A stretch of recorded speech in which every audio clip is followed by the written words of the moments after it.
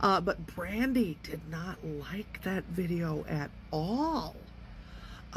She has gotten her panties into such a twist it's given her an atomic lady wedgie, and she's bisected her own poor little cooter biscuit. Now, Brandy, you say your children are in danger from this bullshit. How are like roving bands of trans people coming to your door and knocking on your door and say, can we talk to you about being trans? Can we convert you to being trans? Can we leave you some pamphlets about being trans? No, that doesn't happen, does it? No, it doesn't. I did a little math to set your mind at ease. Given the population of the United States and that 0.5% of people identify as being trans, and given that we have 2.4 billion acres of land in our United States, that would come out to being 0.00691 trans people per acre in the United States. Yeah, I kind of think you're not being mobbed by trans people that are somehow going to hurt your children. To protect your children, I would suggest investing in one of those online background checkers. They're not very expensive and they're quite helpful. I'd start by doing a background check on everyone in your church, especially the clergy and youth pastors. Given what's come out from the Southern Baptist Convention, the Mormons, and, oh yeah, the Catholic Church, that would probably protect your children a lot. And if your kids are going to do an overnight with anybody, I do a background check on every adult that lives on that property, because those girls that just got unalived in Oklahoma, they went willingly with that monster to his property because they were going to do an overnight with his girlfriend's kids. And he wasn't trans, and he wasn't a drag queen, he wasn't LGBTQI plus at all, he was a straight white man. Thanks so much for your comment. Bless your little pea-picking heart. Why in the fuck is it so hard to figure out that we don't have a problem with the transgender and gay community? That we have a problem with you coming for our fucking children? I went to my first church service when I was less than a week old. Yeah, by the time I was 5, I was well-versed in the concept of hell and the fact that I would be sent there if I didn't live a good Christian life. So at 11... Stop pushing your straight agenda onto the children. Children are not mature enough to know if they are straight. I don't think it's appropriate that you are pushing heteronormative culture onto an innocent child. Do you realize how that sounds? Let's talk about things that adults do force on children. Circumcision. I don't think we ask a newborn's consent to cut off the tip of their appendage. Religion. The mom with the double stroller and the infant baby crying in her arms in the back of the church. Yeah, none of those kids want to be there, nor did they consent. Sports. I was forced into every sport that was available to me, and I didn't want to do half of them. Sports are dangerous. I could have got injured, and I didn't give consent to that, now did I? Beauty pageants. The youngest age group at a beauty pageant is 0 to 18 months. Why does an infant need to be in a 2-piece bikini and get judged by adults at a random hotel where any hotel occupant can buy a ticket and walk in to watch? There is no maturity level when it comes to exploitation. No one should be exploited. I don't think you guys really care about the youth. I think you're bothered by the existence of gay and trans kids because gay and trans kids become gay and trans adults. Let me finish with one last thing.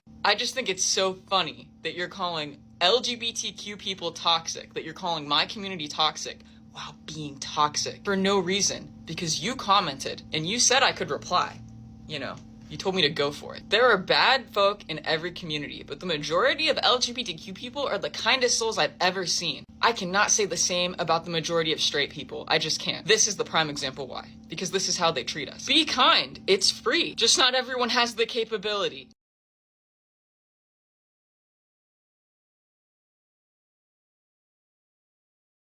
I'm sorry, Ludicrous, did you speak? Can you tell me where in the Bible it says there's only one God? Careful. I'm really good at this game. The first commandment, I am the Lord thy God. Thou shalt worship no other God before me. Acknowledges other gods. He doesn't say I'm the Lord thy God, the only God. He doesn't even say you can't worship these other gods. He just says you have to worship him first. And that's what I do. Before I invoke any God, I invoke him first. Before I pray to any God, I pray to him first. Before I thank any God, I thank him first. Before I worship any other God, I worship him first because that's exactly what he told me to do. So I was working at the Disneyland Hotel in the banquets department, and there was a literal $1 million wedding. This absolute unit of a Karen comes marching up to me, Boss and I can Karen. already smell trouble. She says, "You need to let me in there." I'm like, "Ma'am, I'm sorry that this is a private event, but we have many other amenities that you're welcome to take advantage of. You need to change that and let me in." Ma'am, if I had the power to change things at Disneyland, do you really think that I'd be standing here talking to you? I'm pretty sure that was the husband's favorite part of the whole trip. I hope you actually said that. So this video got quite a bit of backlash online. The video went viral, but for all the wrong reasons. I was in Target today minding my own business until I stumbled upon this chair. It was very lonely and needed some love, so I took it upon myself to decorate since all the decor was right there, and people might even get ideas from it, so why not? I got straight to work and started decorating. I'm no expert, but I feel like they could sell so much more if they had a designated designer every month to help them out. So Target, if you're watching this, I'm available and I'm your girl. All this influencer did was create more work for the Target employees because they're just gonna have to put all that stuff back. Excuse me, do you work here? Oh yeah, I do. I'm just not on the clock yet. Okay, well, if you work here, you can't park in front of the building, so I'm gonna need you to move your car, okay? I'm sorry, I don't think that's a rule we have, and I'm not blocking anything, so... Okay, sweetie, so I was gonna park there, okay? And I'm a paying customer, and you are not. So I'm gonna need you to move, okay? Ma'am, so I parked next to 2 open spots, alright? So I'm gonna go clock in and do my job. Alright, well, have fun clocking in, because it's gonna be your last time, alright? That attitude that you have just won't do. Oh yeah, go ahead and complain to corporate about a parking spot. I'm sure they'll take it very seriously. You know what? I'm just gonna leave. You're probably gonna mess up my order anyway. I'm pretty sure if anyone is entitled to a parking spot, it's the people that will be at the establishment all day. Are you? Ooh. Stay away from the other people, you hear me? If you stay in this chair, get the out. Thank you, sir. Do that again, I'll kick you out myself. Oh, and that is how it's done. There isn't too much context on what this TikTok's about or what happened before, but the caption says, the ER in Tulsa be wildin'. Would the driver of a black BMW parked out front please come to the service desk? Hi, that's my car parked out front.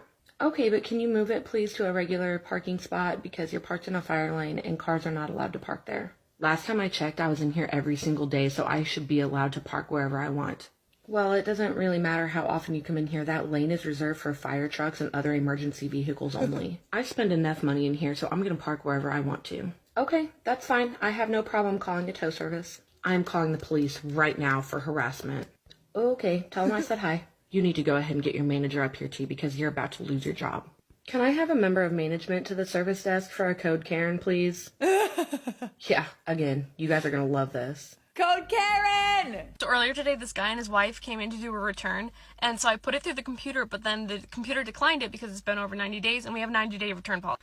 So a little slip popped out, and I handed it to them, and I said, I'm so sorry, but I can't return it. It's been over 90 days. And this guy instantly flips on me and starts screaming and swearing at me and being extremely rude. And so then he started screaming again and swearing at me, and he said, this is a completely unopened box. There's nothing wrong with it. So I set the slip down, and I said, you had 90 days to return it. It is over that 90 days. I can't return this. So then he started swearing and asking for a manager and blah, blah, blah. So then I said, sir, I already called a manager, but you need to calm down. And he goes, I am calm. And then he goes, listen, sweetheart. And then I stopped him right there and I said, don't call me sweetheart. And then at that moment, the manager came over. But I felt so cool because I stood up for myself and I wasn't even shaking. I was so calm. Good for you. Good for you. We love this for you.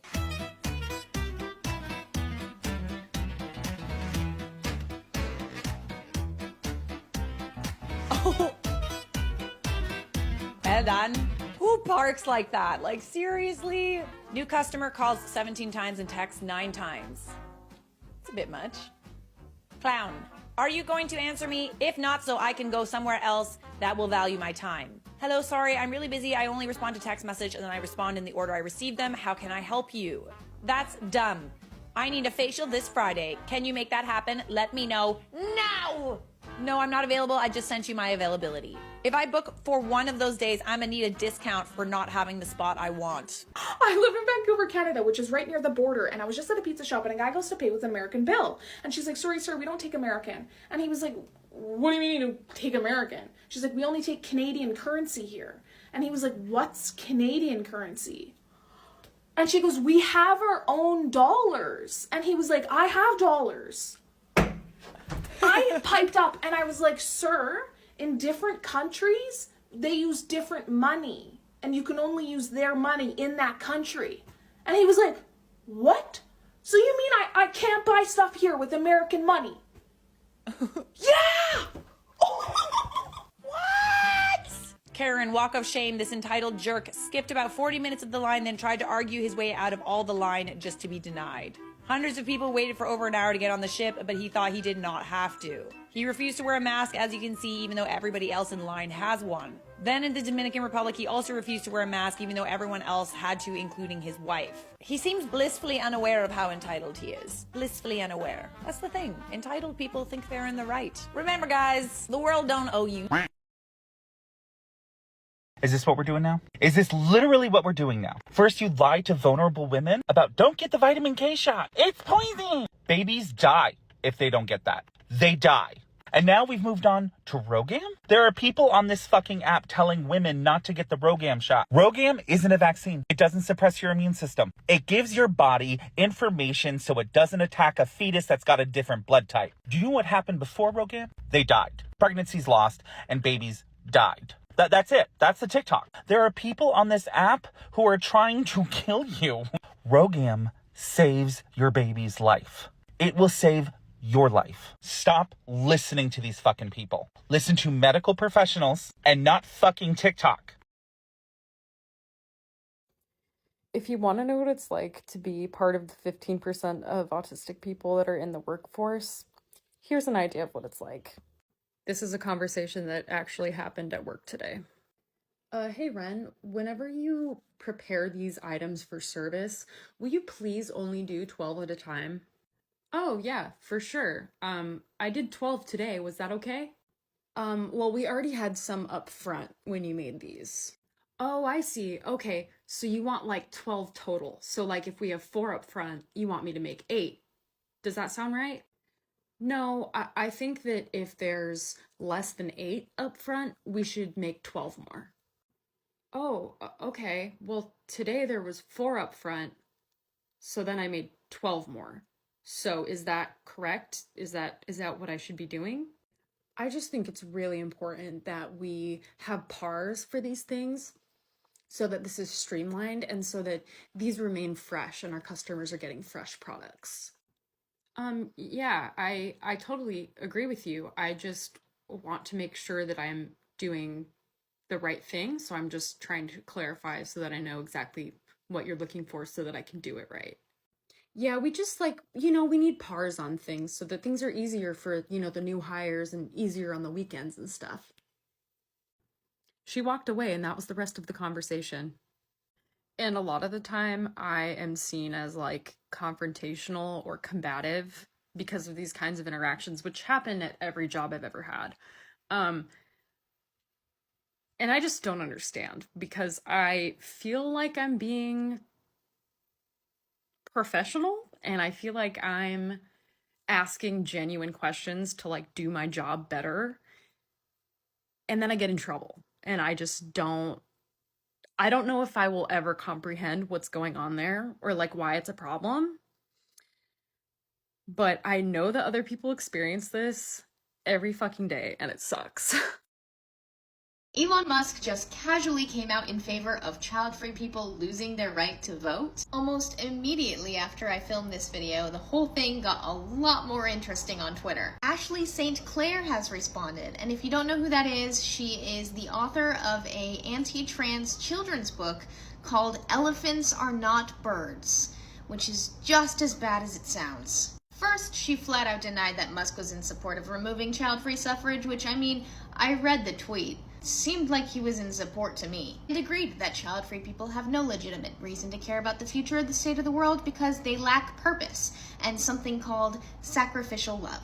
And that is the thing that's concerning to me. The effect of having less and less people who understand purpose. That is purpose. To have a sacrificial love is purpose. When we have less and less of that, we become... Oh, hi.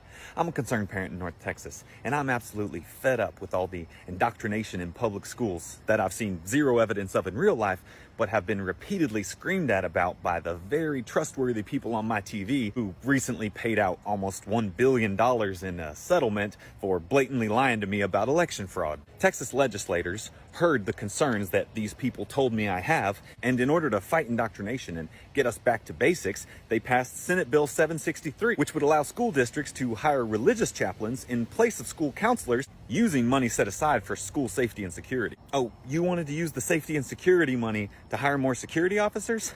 No. But we will use it to hire someone who can make sure your kids know about the afterlife in great detail. The great news is that unlike school counselors and pretty much everyone else who works with kids in a public school setting, these chaplains do not require any type of certification. That's right.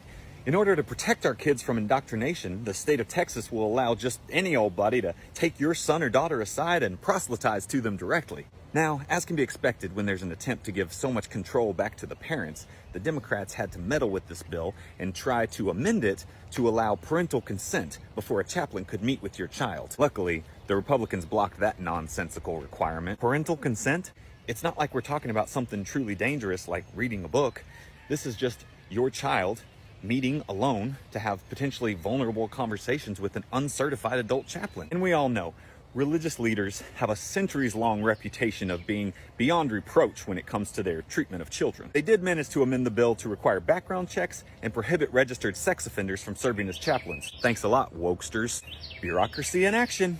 Senate Bill 763 goes into effect for the 2023-2024 school year, and school boards across the state are required to take a vote to authorize the hiring of chaplains across their districts. So if you're a parent in Texas, please take a minute to let your school board know how excited you are to use school security and safety funding to hire unlicensed, uncertified, unknown adults to get into your schools and talk about their religious beliefs with your kids without your consent.